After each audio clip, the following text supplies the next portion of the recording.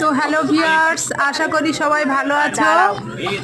দেখতে পাচ্ছ বন্ধুরা, শিব চতুর্দশী, বাবা মহেশ্বর ভোলেনাথের পূজা আরম্ভ হয়ে গেছে। প্রথম প্রহরের পূজা চলছে।